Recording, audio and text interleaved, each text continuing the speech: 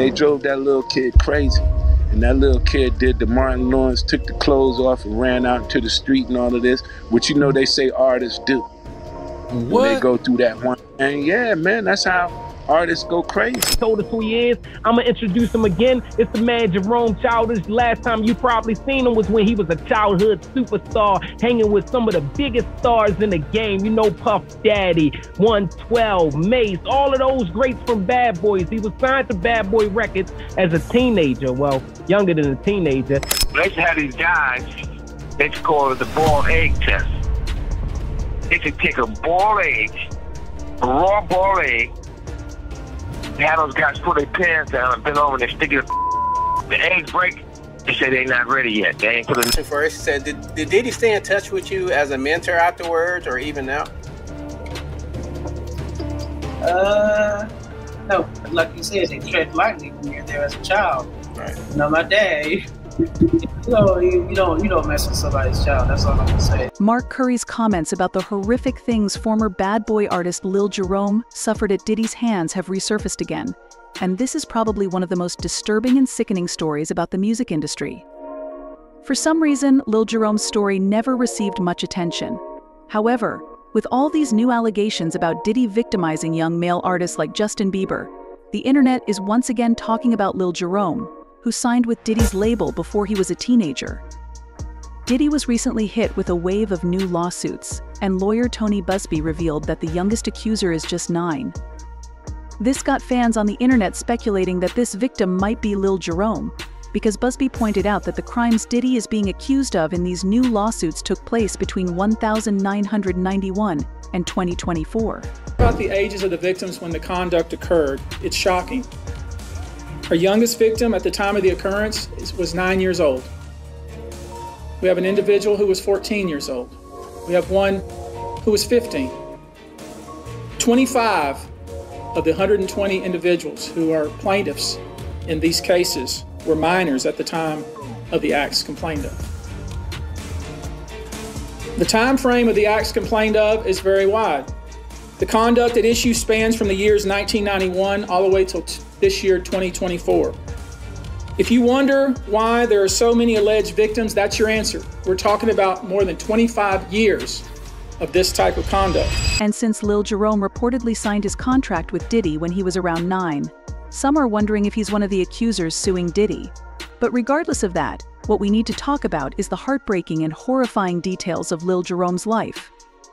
According to Mark Curry, Diddy did something to Lil Jerome that was so brutal that it drove him crazy, and Lil Jerome himself admitted that he suffered a nervous breakdown when he was just 14.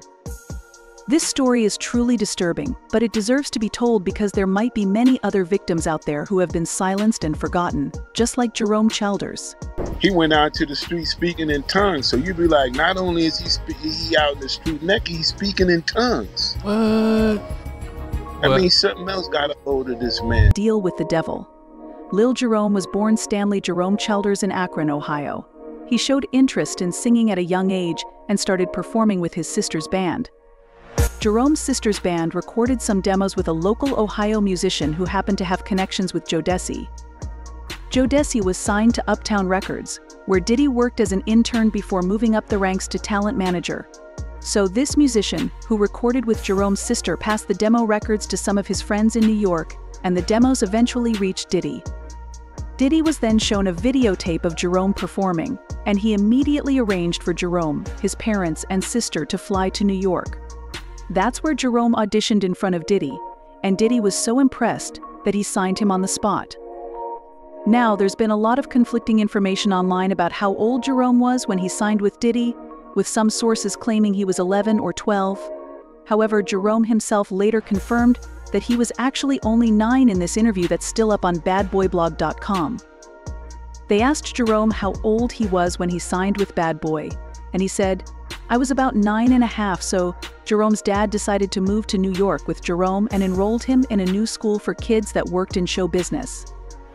Jerome's dad even quit his job to work as Jerome's manager. However, multiple sources have hinted that Jerome's dad wasn't that hands-on, and Jerome was allegedly often left alone with Diddy in the studio. Lil Jerome made his debut on the compilation album Nothing But the Hotness in 1998, and he went on to collaborate with many popular artists and producers, including Kelly Price, Mario Winans, Rodney Darkchild Jerkins, Faith Evans, and Heavy D. Jerome also contributed to the soundtrack for the cult film Belly, covering Stevie Wonder's classic Never Dreamed You'd Leave in Summer in 1998. Lil Jerome dropped the single Too Old For Me with Diddy, which was included in the Bad Boy Greatest Hits Volume 1 compilation album. Diddy appears with Lil Jerome in the video, and he's shown giving him dating advice. See, when I was your age, how old are you? 11. Yeah, when I was 11, I used to have a crush on this girl that was 16. But I never got up enough nerve to say nothing to her. So she never even knew I liked her. And to this day, I still think about it. So I don't think you should pass up the opportunity. You should holler. I don't know how you feel. Alright, Clayton, you do your thing. I'll be right. Now, the fact that in the video Lil Jerome is shown singing to a grown woman is already creepy enough, but it's nothing compared to what Diddy allegedly did to Lil Jerome. Before we get into that, let's talk about how Lil Jerome suffered a nervous breakdown just before he left Bad Boy at 13 years old.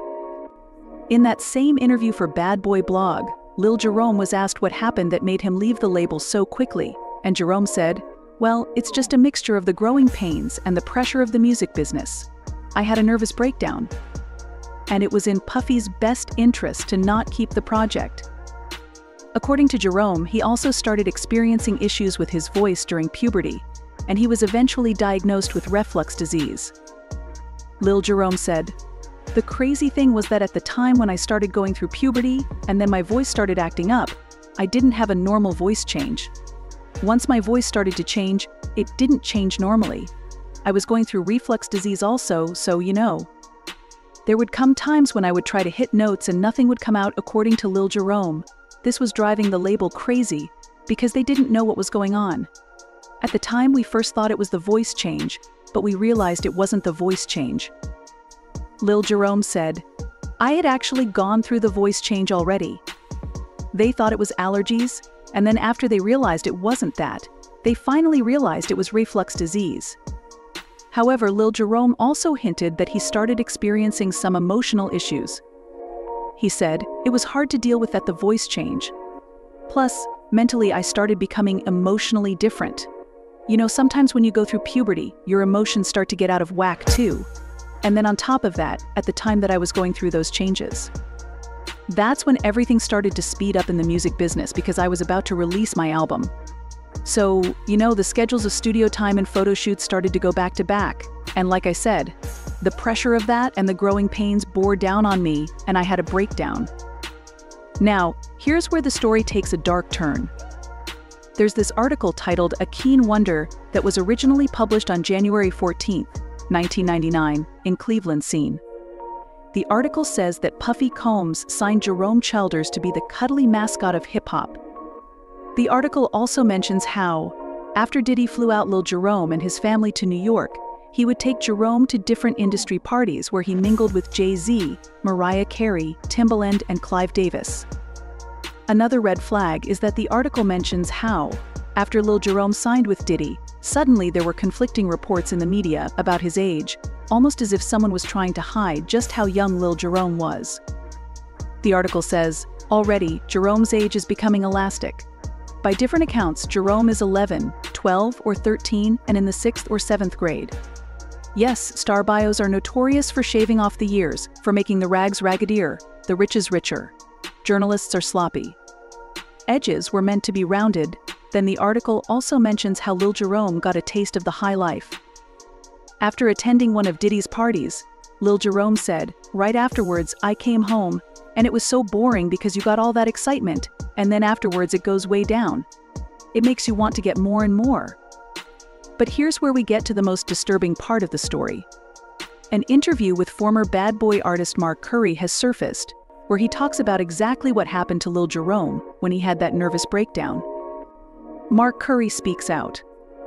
Back in December 2023, shortly after Cassie's explosive lawsuit opened up a flood of allegations, Mark Curry gave an interview for quote Goats, where he dropped some seriously disturbing revelations about Lil Jerome and his time at Bad Boy. According to Mark, Lil Jerome didn't just have a typical nervous breakdown, he literally ran out of Diddy's studio without any clothes on and was speaking in tongues. Mark first said that Diddy made Lil Jerome sing about kissing a girl, and since he was so young, that caused him to break down. However, Mark then admitted that this episode with Lil Jerome running out on the street with no clothes may have been caused by something else. I know one kid, his name is Jerome, Lil Jerome, on Childers. He's a gospel dude, and he had a real crazy voice. He was a kid, like 11 years old, 10 or something like that. And then they took one of his songs that he knew how to sing real good in church, and they changed it to a song about him kissing a girl for the first time. He didn't really feel it. He didn't really feel that. He too young to understand what it's like kissing a girl and y'all telling them to say it like this. And they drove that little kid crazy. And that little kid did the Martin Lawrence, took the clothes off and ran out into the street and all of this, which you know they say artists do. When they go through that one. And yeah, man, that's how artists go crazy. You know, the first thing they do is take their clothes off and run out into the street. I heard about the whole Martin thing, and the whole industry thing kind of made him go crazy. He ain't the first one that did that. A lot of them do it. And then he went out to the street speaking in tongues. So you'd be like, not only is he out in the street naked, he's speaking in tongues. What? I mean, something else got a hold of this man. It's like you kind of like, it's almost like making you sing a song about kissing a girl. You never kissed a girl before. You'd be like, how can I really sing this song and really love it? Right. Artists. However, a lot of people in the comments said both Mark and the interviewer showed ignorance by talking about this incident like it's a laughing matter. One fan commented, "That baby didn't just take his clothes off and run in the street. That's not the truth. They were in there doing unspeakable acts to that baby. A bunch of grown, disgusting demons. This just off, and the laughing was disgusting." Another person wrote, "This is the second story that Mark has told that really makes me look at him with a side eye. It's not funny that a child experienced that, like it wasn't funny about women having the juice for their drinks tampered with or another almost drinking Diddy's. It's not funny. And for any grown, very grown man to think it is by laughing makes me think that he was part of the madness as well, but too broke and not relevant to be judged as Diddy. Laugh now, cry later, the wheels of justice stay turning, and karma makes her rounds eventually." Now, going back to Lil Jerome. After he left Bad Boy, he never returned to music again. According to this article published in the Canton Repository, Jerome now works as an Alzheimer's disease activist and spends most of his time taking care of his family members affected by the disease. The article says that Jerome's father has a mild cognitive impairment, and one of his father's brothers has cognitive impairment and Parkinson's disease. Jerome told the outlet, "My dad's brother passed away from Lewy body, a form of dementia. His other brother has Parkinson's. My mother is showing signs of it, and my mother's stepfather has it now. My mother's friend is taking care of an aunt with it, and with a touch of schizophrenia." As for that new lawsuit filed against Diddy by a 9-year-old accuser, represented by Tony Busby, there's still no official confirmation that this is Lil Jerome. However, fans are certainly hoping that Lil Jerome will, in some way, get his justice, as well as all other young people Diddy allegedly victimized. From what we're hearing, there could be many more victims coming forward in the following months. Breaking news right now related to music mogul Sean Diddy Combs. Major new allegations today of sexual assault and exploitation by Combs. For the first time, we are hearing about victims who say they were minors when they were allegedly assaulted by the music star. The youngest allegedly just 9 years old. So who knows what's going on upstairs in the basement with the cameras? What's going on? There are indeed other perpetrators involved. They will be revealed when that particular individual case is ready to be filed. They already know who they are. And I'm talking here about not just the cowardly but complicit bystanders. That is, those people that we know watched this behavior occur and did nothing. And I'm talking about the people that participated, encouraged it, egged it on. They know who they are. Diddy might be getting jailed for life according to the latest developments. Diddy didn't just have adults in his freak-offs, there were minions as well, and all of them are grown up now, ready to hold the former music mogul accountable for his actions. And honestly, it's about time. Because what Diddy did to these minions is straight up despicable. The youngest of them was only 9 years old at the time of the incident, and get this, the feds are prepared to uncover even more disturbing details, as they've got more than 3,000 victims lined up.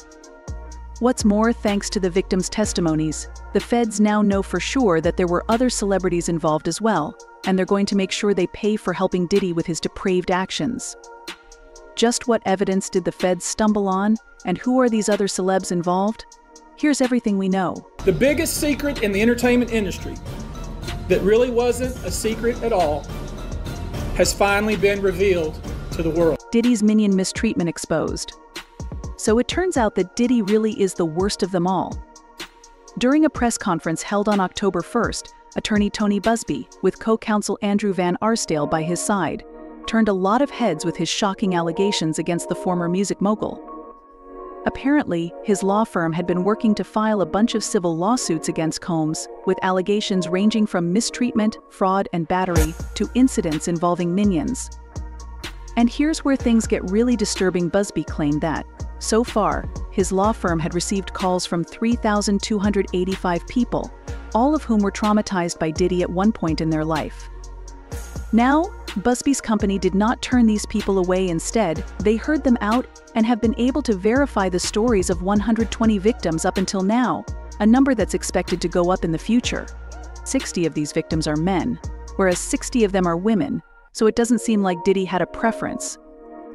What's more, there had been a rumor about Diddy targeting black people in particular, but that doesn't seem to be the case. His actions affected all communities. 62% of the plaintiffs were African American, 30% were white, and the remainder were Hispanic or Asian. These victims come from more than 25 different states, with the majority of them from California, New York, Georgia, and Florida. More importantly, according to Busby, these incidents spanned from 1991 to 2024. However, the part that has everyone sick to their stomach is this next one. Apparently, 25 of these victims were minions at the time of the incident. When you talk about the ages of the victims when the conduct occurred, it's shocking. Our youngest victim at the time of the occurrence was 9 years old.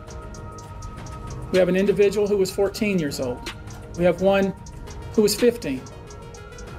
25 of the 120 individuals who are plaintiffs in these cases were minors at the time of the acts complained of. These incidents happened at freak-off parties, New Year's parties, album release parties, white parties, auditions, and something called puppy parties. According to reports, one of the minions, who was 9 years old at the time, was allegedly in a room with Diddy for an audition when he asked the victim to perform favors for him. And it wasn't just Diddy. Once he was done, he asked the others in the room to do the same thing, and in return, Diddy promised him a record deal.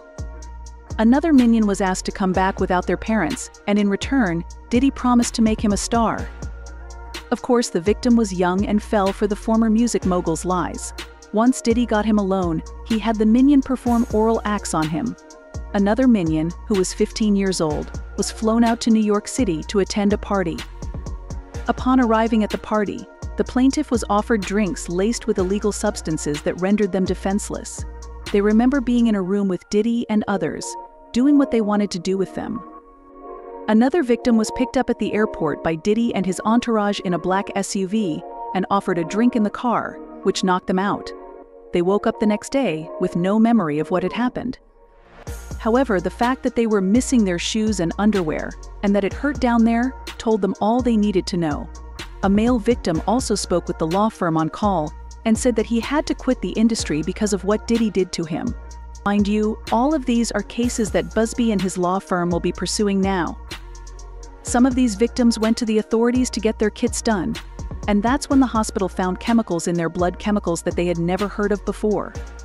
One of these chemicals was identified as a horse tranquilizer. Probably never heard of. One in particular that continues to pop up is a drug called xylazine, or Trank, which, based on our research, is known as a horse tranquilizer. What's sickening is that the number could essentially go up. According to news reports, more than 12,000 calls in 24 hours have been recorded on the hotline set up for victims to come forward after Busby's press conference. Given the large number of cases, his firm is working overtime to make sure they're covering all their bases. They have over 100 people working on the hotline.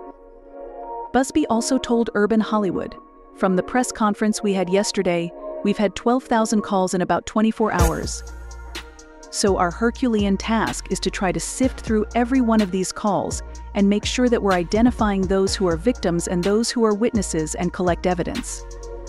Busby also mentioned bringing in a former detective from the Major Offenders Unit of the Houston Police Department to corroborate the victims' stories. We're being stringent because, as I said, these are not easy cases. They're very tough. The process is hard, and in some cases, the process is very lengthy. These cases are hard to prove. Many times it's the victim's word against the alleged perpetrator. Each of these victims will no doubt be publicly attacked by the alleged perpetrators, and in some cases, the general public. The feckless and cowardly keyboard warriors love to attack. As for why these victims are coming forward now, well, legal experts believe that Diddy's indictment may have set things in motion. After the former music mogul was put behind bars, these people might finally feel safe enough to come forward with their stories and help others get justice as well. Coming on, first I want to talk about the timing of this. Comes out after the indictment, after the arrest. What do you make of the timing? I think the timing is about perfect. So a lot of people don't come forward right away because for a number of reasons. And when you do this in this manner after the publicity that the indictment and the arrest have received, a lot of these survivors, this is really kind of top of mind for them right now. And so having this happen right now, it's kind of allowing them that safety really, and having people that have kind of tried to push this away to think about maybe I should help others. And so I think that's really kind of, some of the, more significant parts of why you do this now. Another reason why these victims may be coming forward right now is that the authorities are listening now, which wasn't the case years ago when these incidents took place. According to attorney Tony Busby, most of these victims were met with indifference when they went to police officers or hospital staff with their stories, and it's obvious why. Back then, Diddy had connections everywhere. He was able to lie his way through an investigation, if there ever was one, and in other cases, he would threaten the victims so they would never come forward. People that don't have any power or influence, that are confronted with power and influence, and have not been able to break through that until more recently. According to Busby, 55% of these victims filed reports, and those reports are now going to serve as evidence. However, the biggest question right now is, since Diddy mistreated minions, why wasn't he charged with those crimes in the indictment? Were the feds not aware of those allegations, or did they simply not find any credible evidence? Well, according to legal experts, it's a developing situation. The truth is, we don't really know what's going on behind the scenes. The feds could be running an investigation of their own, looking into these charges, and could come out with another indictment once they have a strong enough case. So that evidence still might be being collected. There could be that grand jury could still be sitting and collecting evidence and investigating this right now. There could be superseding indictments that come about. I think that we can't really make any assumptions based upon the indictment that we currently have. I think that, the credibility of those claims, a criminal case and a civil case, as you know, are very different in terms of burden of proof. In a criminal case, you have the higher standard of beyond a reasonable doubt. On the other hand, on the civil case, you have just preponderance of the evidence, which is, just more likely true than not true. If you believe one side a little bit more than the other, then that side wins. So I think that there's also that. And with minor claims, they're particularly tricky because minors' memories are not as good. And when you're talking about adding, being drugged potentially to the mix, that could even make it more complicated in terms of proving these minors' claims. And, something that I encounter frequently in my practice is that, sometimes minors will just say, I don't know, if they just don't want to talk about something. They have very distinct ways of protecting themselves. So it's a lot more difficult to work with minors, and it takes a little bit longer to build those cases. So I wouldn't say we're going to rule that out. There might not be charges with minors, but right now, that's just what we're working with. But here's where things get really creepy apparently. A 6-year-old is speaking up. So, back in 1991, Justin Lovsky went to a Diddy party in the Hamptons on July 3rd. He is 30 years old right now, but back then, he was only 6. He got the chance to attend the barbecue event thanks to his dad, who worked as a photographer, David Allen. Though Justin did not become one of Diddy's victims, he does remember seeing some odd stuff. At first, he was fangirling over all the A-listers present at the party. He even took a picture with Diddy, but Justin did not see any other kids around him, and that's when an uncomfortable feeling started to settle in. He told the Post, "I remember a lot of blank and a bunch of blank in the pool and around the pool. I actually wanted to get in. Anytime we went anywhere with the pool, I wanted to swim. I didn't know if blanks were a good thing or a bad thing, but I hoped to jump in." He also said, "I don't look like I have a normal smile in the pic," referring to the photos he took at the event.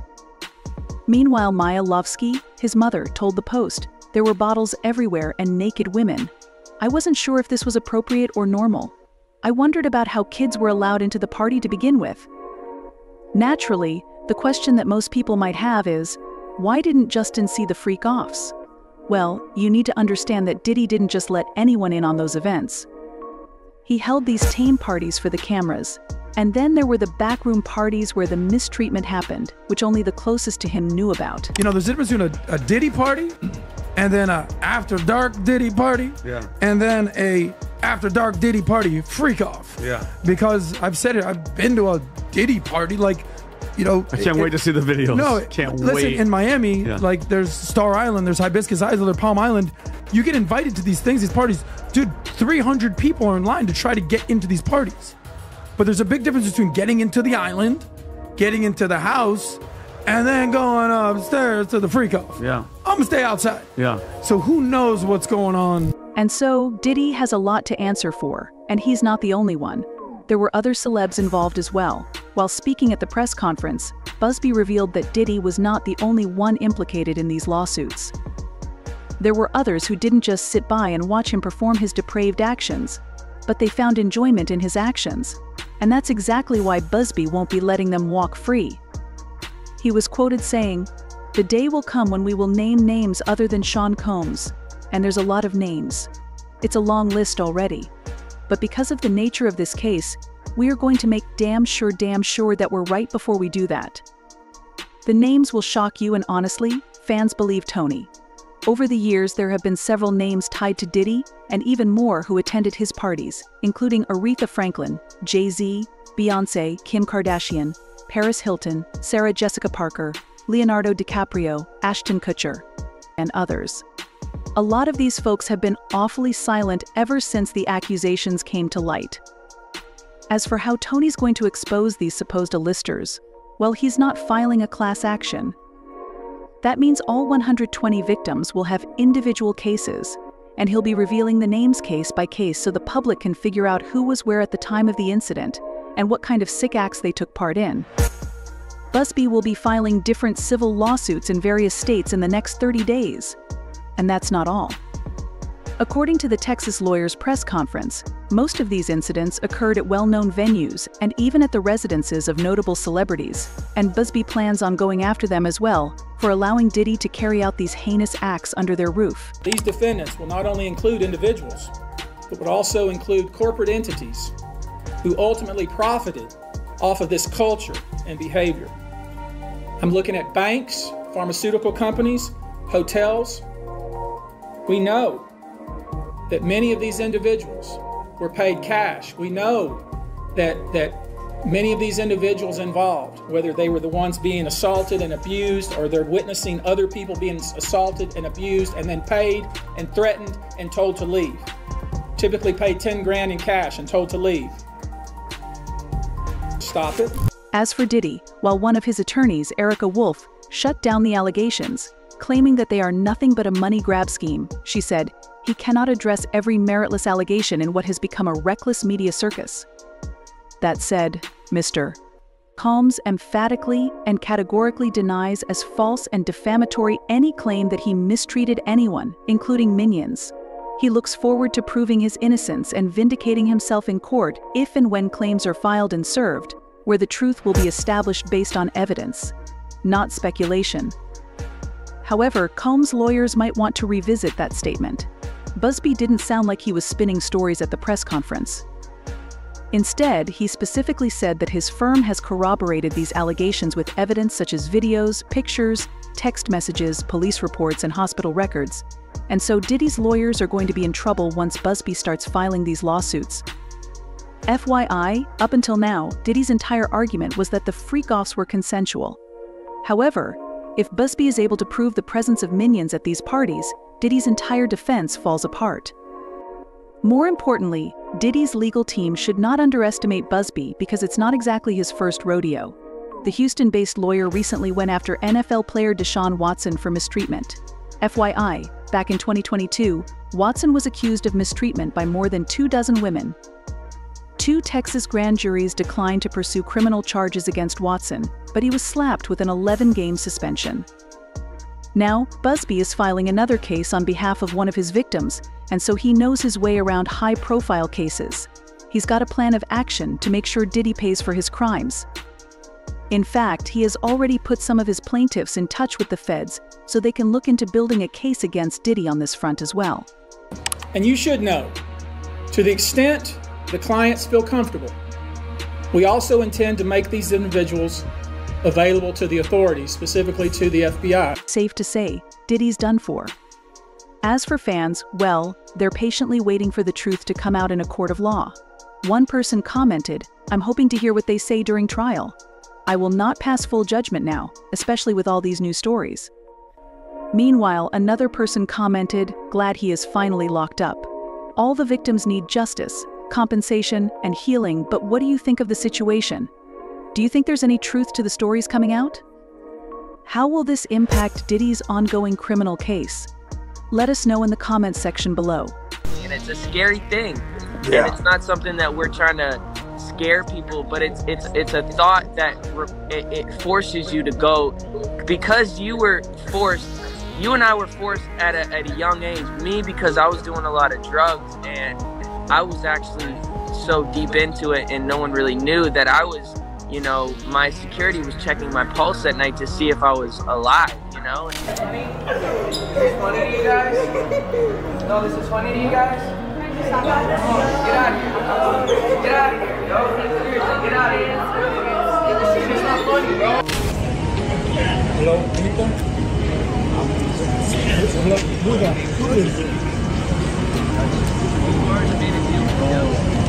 Justin Bieber just welcomed his first child with his wife, Hailey's son named Jack Blues Bieber. But the happy news has been sadly overshadowed by reports that Justin is still struggling with mental health, allegedly due to unresolved trauma from his early days in the music industry. Now, you know how rumors have been flying around that Justin was victimized by P. Diddy and possibly other people in the industry. And now that Diddy is facing a new lawsuit from a man who claims Diddy assaulted him at one of his parties back in the day, fans are again raising alarm about Justin and his past experiences with Diddy. Meanwhile, sources close to Justin are saying his loved ones are extremely worried because despite welcoming his first child, Justin's behavior hasn't changed, and he was recently spotted again lashing out at young fans. According to Justin's friends, he has severe anger issues that he hasn't addressed, and apparently it all stems from trauma from his early days in the industry. So, what's going on with Justin Bieber? Is his behavior really the result of something horrifying that happened to him at the hands of Diddy and other industry folks? Let's break it down. You know, my security was checking my pulse at night to see if I was alive, you know? You know, my security was checking my pulse at night to see if I was alive. New Diddy lawsuit. There's this inmate, Derek Lee Cardello Smith, who just managed to put the brakes on Diddy's plans to sell any of his mansions or major real estate. And it's all connected to something that Cardello Smith claims happened to him at one of Diddy's parties back in the 90s. Diddy and his legal team recently made a trip to visit Cardello Smith in jail, where they tried to offer him a $2.3 million settlement. Why? Well, Cardello Smith claims that back in 1997, at one of Diddy's parties, Diddy spiked his drink and assaulted him while he was unconscious. So, Diddy's team hoped that by offering this huge payout, they could avoid a lawsuit over the allegations. The whole meeting went down in the jail's visitor center, and the attorneys who were there are essentially witnesses to what some are calling Diddy's indirect confession. According to his complaint, Cardello Smith claims that back in 1997, he was working as a bartender at a Detroit restaurant when he got invited to a party at the Holiday Inn, where Diddy was hanging out. He accepted, And initially, his impression of Diddy was positive. He seemed surprisingly down to earth. But then, things took a seriously dark turn. Smith says he ended up involved in a group encounter with some women and Diddy. But when Diddy started showing interest in him, Smith quickly moved to sit on a couch. Smith then went to get another drink, and Diddy offered him one, insisting he drink it. Smith, thinking it was just another whiskey, went ahead and drank it. But soon after, he started feeling dizzy and began to pass out. That's when Diddy allegedly revealed that he'd added a little something to the drink and told Smith that he'd get what he wanted one way or another. I then went to get another drink, and Sean asked me if I needed something else. I said no, and he said, "Here, drink this one." And I thought it was another glass of Jim Beam, so I took it because I had sat one down in the other room, and then I drank some more, and I stayed sitting there and began getting drowsy and started to pass out. And then Sean Combs said to me, "I added a little something to it for you. I will get that from you anyway, one way or another." I then passed out. So fast forward to the present, and Cardello Smith is going after Diddy for a jaw-dropping $100 million. Shortly after Smith filed his lawsuit, Diddy put his Los Angeles property up for sale, the same property that Homeland Security raided back in March. But Cardello Smith wasn't having it and argued in a motion for a temporary restraining order that this sale was a move to make sure he wouldn't get any money if he won the case. The judge actually agreed with Cardello Smith and ordered a 90-day freeze on the sale of Diddy's property. These shocking details from Cardello Smith's lawsuit have reignited those old rumors about Diddy's creepy behavior toward his young male stars, with Usher and Justin Bieber back in the spotlight. Justin's past with Diddy: you don't need to be a hardcore believer to see that Justin has been going through some serious stuff. Once upon a time, Justin was the king of teen pop, seemingly unstoppable. But then things took a nosedive, and it felt like his love for making music just disappeared.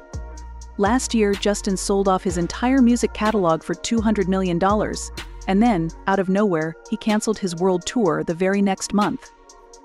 Now, we all know about that infamous video of Diddy and Justin spending 48 hours together when Justin was just 15. But see, this is just the tip of the iceberg. There are now rumors swirling that Diddy didn't just take advantage of Justin when he was new to the industry, allegedly. He might have even passed him around to some of his industry friends. And word on the street is that there's a ring of abusers in the entertainment industry who all cover for each other. You know how Usher also used to live with Diddy when he was young at the so-called Puffy Flavor Camp? This was apparently L.A., Reed's idea. And while we're on the topic of Reed, he's dropped some questionable comments about Justin Bieber before, fueling rumors that he might have had a hand in introducing Justin to Diddy, just like he did with Usher back in the day. In one interview, Reed even called Justin a gift from Usher. 14-year-old Justin Bieber walks into my office as a gift from Usher, who called a few minutes before and said, "Hey, I'm coming to your office at 3 o'clock. I have a very special gift for you." And he shows up with Justin Bieber, and Justin sits down and plays piano. Then he picks up his guitar and plays. And I'm like, oh my God, right? Are you serious? And that day, we made a deal to sign Justin Bieber also. And then in his memoir, Reed made some weird comments about Justin's physical appearance, comparing him to a beautiful woman. This kid was beautiful like a woman can be beautiful, and men rarely are, Reed wrote, and he turned it on as soon as he stepped into the room. Now, many of Justin's fans are convinced he was used and traumatized as a young star, and some have even speculated that Justin tried to drop hints about what happened to him, but no one took him seriously. Take, for example, Justin's music video for his 2020 track Yummy. The video shows Justin at a fancy dinner party with a bunch of rich older people, and they're being entertained by a band of young musicians. At first glance, it all seems pretty normal, but things get weird as the video nears its end. After everyone clears out, there's this old dude hanging around in the background behind Justin. Then, just as the video wraps up, you see a slice of cake transform into a photo of young Justin, and that final shot felt totally out of place compared to the rest of the video, prompting fans to wonder if Justin was dropping cryptic hints about some shady stuff he's been through in the music industry. Meanwhile, more creepy videos have surfaced of Justin partying with Diddy and his industry friends, like this footage of Diddy and the game encouraging Justin to drink alcohol. If you pay attention, you'll see that Justin is already completely wasted, and if that's not enough, you can clearly see his pants slipping down.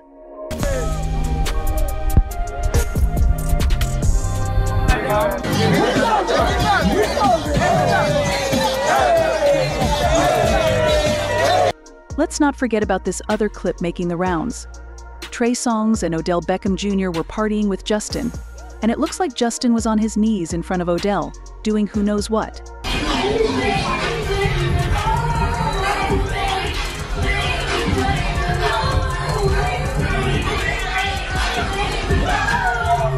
Rumor has it that Diddy was the one who pushed Justin down the path of substance addiction, and Justin admitted that he started using substances as a way to escape from everything. There was a time where I was sipping lean, I was popping pills, I was doing Molly, you know, shrooms, everything. You have all these people around me just kind of hanging on, wanting stuff from me, knowing that like I was living this lifestyle that they also wanted to live, drinking, smoking. What makes this whole situation even more heartbreaking is that Justin had no one he could really trust. Every time he thought he'd found an adult who could help him, they ended up taking advantage of him instead. After allegedly being traumatized by Diddy, Justin sought comfort in religion, but sadly, he got caught up in those sketchy celebrity churches that prey on celebs desperate to escape the dark side of the industry.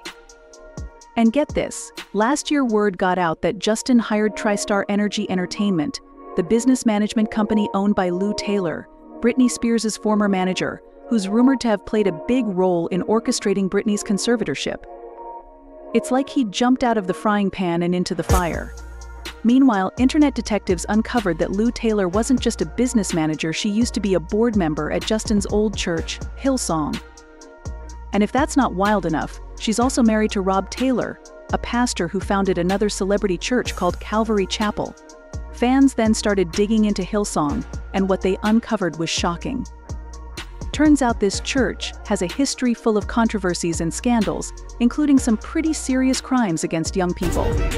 The decisions taken by Brian Houston, the founder and leader of the Hillsong Church. Man, it makes some people out there so angry. Decisions made while he was head of the Pentecostal movement, the Assemblies of God in Australia. The devil does go around as a roaring lion seeking whom he may devour. The predator was his own father, Frank Houston, the high-profile pastor who used his position of power to sexually abuse young boys. Confess your sin to the Lord and he'll blot it out. But despite all the scandals, Hillsong had a major comeback in the mid-20s, and a lot of that was thanks to celebrity endorsements, Justin Bieber being one of the biggest names attached to the church. Justin and his wife, Hailey, were regulars at Hillsong for years.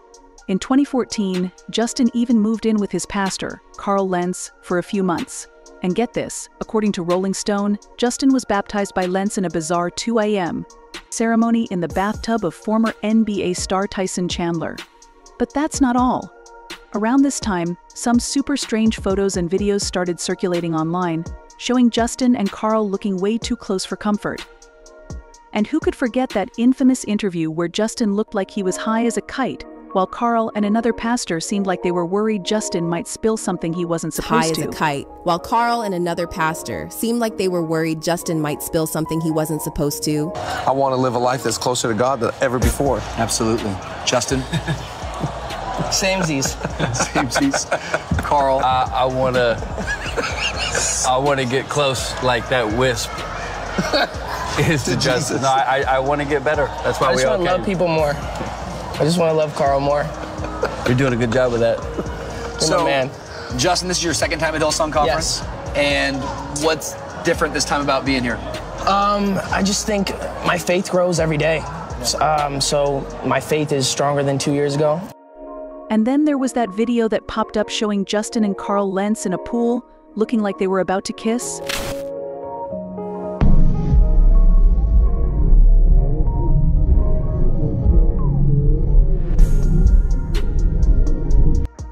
Justin's friendship with Carl took a nosedive in November 2020 after Carl got fired from Hillsong for cheating on his wife with another woman.